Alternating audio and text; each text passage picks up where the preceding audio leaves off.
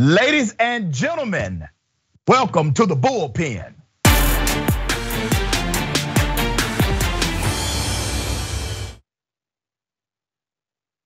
In the Bullpen today, we have Satyajeet Marar, who is a research associate, Center for Independent Studies, technology writer, and also a policy analyst. Very distinguished career, has been featured all over the place, radio, television. Thank you for joining us. How are you? Hey, good, thanks, good to be here. All right, we're gonna chop it up about social media and censorship, okay? As everyone knows, Donald Trump, the former president, has sued Twitter and all of these other companies, saying that they are violating his freedom of speech because of censorship. I find it quite interesting because I don't think he has an understanding of how the freedom of speech actually works. But what are your thoughts? I don't want to presume what you know or believe about that, so give us your sentiment. Yeah, sure. Look, I think focusing on things like Donald Trump being taken off Twitter is really small fry stuff. I mean, the guy himself, he's got a pretty big platform, and let's be honest, he probably did a lot more for Twitter in terms of drawing eyeballs onto their platform than they ever did for him. But with that being said, we are seeing a disturbing phenomenon these days where both major parties are using social media as a political football. The Democrats want to see more censorship. The Republicans say they want to see less censorship, but censorship really hurts people on both sides. I mean, I got friends of mine on the left side who can't put up comments about Joseph Stalin, who can't put up criticism often about the Israeli government. I don't necessarily agree with them, but I think these are fair topics to be debated and spoken about. But at the same time, you've got bills being pushed to limit the amount of so-called fake news, medical misinformation, and hate speech on these platforms. Now, there is legitimate fake news, misinformation, and so on these platforms. But in the process of politically pressuring these companies to crack down on it, a lot of innocent speech gets captured in the process. And that ultimately is not good for our society because we need to have legitimate debate on a lot of these topics. Often our own government agencies, who are the de facto arbiters of truth, or the fact checkers who these companies hire to fact check, often they're completely in the wrong, as it turns out. And I think we should aim towards society where the focus is on skepticism, healthy skepticism, scientific literacy, and civic literacy, because that's the only way we can hold our governments to account and ensure that we are a critical thinking society. Fake news has always been a part of the media sphere, going as far back as the Civil War and so on. Yeah, but we haven't always had social media, so I can appreciate what you said and how you contextualized it. Let me give you some things to think about, and let me challenge you on a few topics here. You do believe in censorship, right? Some level, correct? On some level, yeah. We don't want to see pornography on a website where there's children on there. We don't want to see actual open calls for violence. I don't think that you should be able to yell fire in a movie theater and cause a stampede. I don't think that's anyone. Right. So let me ask you this: are you okay with someone freely using the N-word on social media? Me personally, and look, I've been called racial slurs before.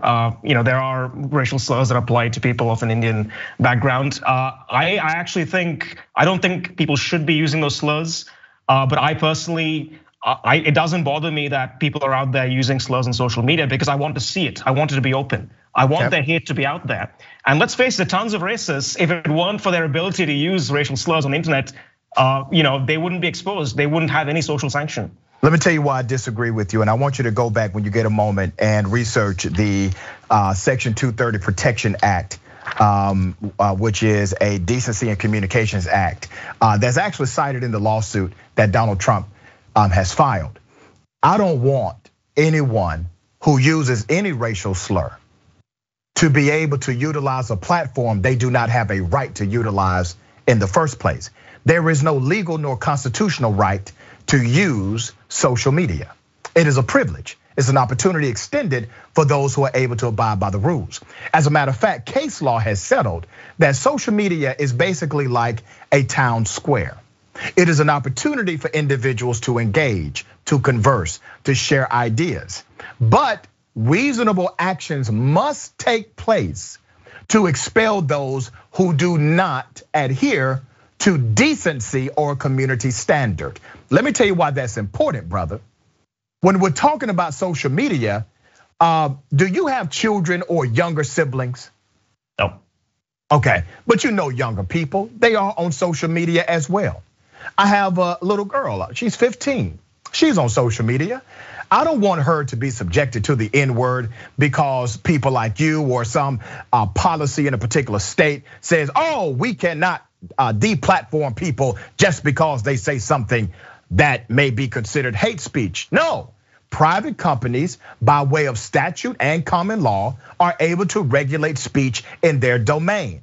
This goes for a private company like a store or restaurant. It also goes for a private social media network. They have the ability, the authority to regulate common sense community standards. So my question to you is, man, you think we would have a better world if people are allowed to freely go on social media where children congregate to a level higher than adults and use hate speech on social media? You think that's a better world to live in? Or the world should be a place where opportunities like that are taken away from you if you abuse it with hate speech? Look, just to be clear, I mean, you asked me what my personal view is. Am I personally bothered by someone using racial slurs on social media? I'm not. Should social media companies be allowed to moderate their platform and maintain a certain level of community discourse for their audience? I think absolutely. We agree. So we certainly agree on that. Now the question is it a better world where extremists are allowed to expose their views online? Now, there's not much real value added by someone using a racial slur other than them being exposed as being a racist. But if someone wants to go out there and put out a racially controversial opinion, in my opinion, it's better that that be challenged and be given pushback and countered than it is for them to simply not be allowed to say their piece. There's a great debate from the early 80s between conservative personality William F. Buckley Jr. and African-American economist Thomas Sowell on the claims that were made about the correlation between race and IQ. And Dr. Sowell goes out there and he refutes the claims and he goes step by step. And now, would we have a debate like that today on television? Would we have it out there on social media? It's a very controversial topic. Unfortunately, there are a small minority of people who still believe these stupid, discredited ideas. And I think it's better that they're given the opposite end of the spectrum than that is completely shuttled out. My brother, literally, that debate is on YouTube. So you just proved my point, it disproved your own. Yes, that debate exists right now. And I'm glad it does. Okay. That debate is just an example of the kind of speech that you want to allow on there. Now, and it's allowed. My point is, it's already there. And here's the other point. There's a difference between hate speech and racially sensitive political or social debates. Let me give you an example. Charlie Kirk, he says things all the time that I think are racist and bigoted. He's not deplatformed.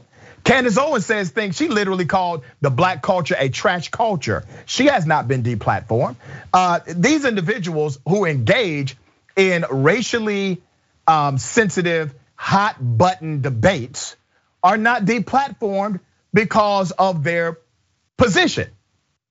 What we're talking about is the egregious. We're talking about the use of the N-word. We're talking about the use of slurs that are anti-LGBTQ. We're talking about actual systems that are in place that say, hey, this is going over the line.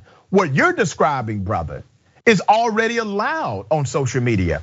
And if it wasn't, they would have deplatformed the conservative talkers a long time ago. These individuals are still on social media. Marjorie Taylor Greene, even though she has been suspended before, she is still on social media. Matt Gaetz is still on social media. My point to you is this.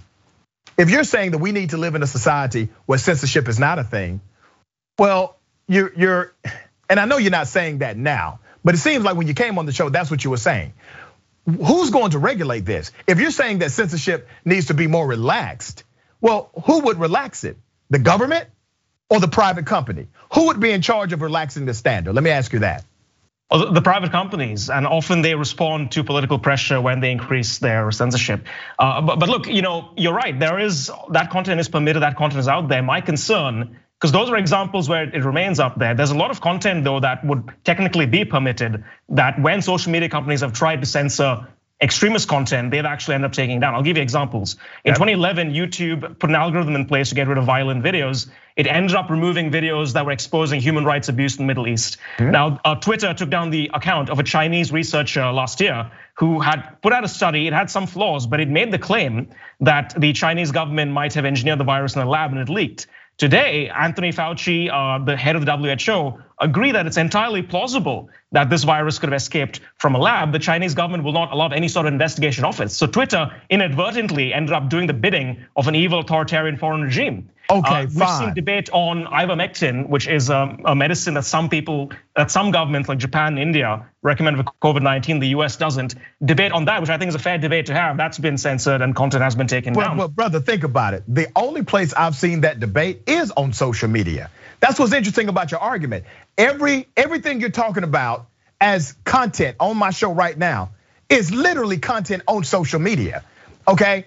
Yes, there's regulation, and yes, there has been some mistakes. Yes, people get caught up in the algorithm, they should not. But you can't say, hey, because they get it wrong sometimes, let's eliminate the entire rule, all right? That's like saying because every murderer doesn't get caught, let's go ahead and get rid of the statute of murder. You don't do that. The rule is the rule, and the rule by and large is a protection more so than a hindrance. Do you not agree when you weigh this thing apples and apples that it is better to have a regulatory system in a space that has this much freedom of speech expressed so that you don't harm, especially young people, in the process of social dialogue?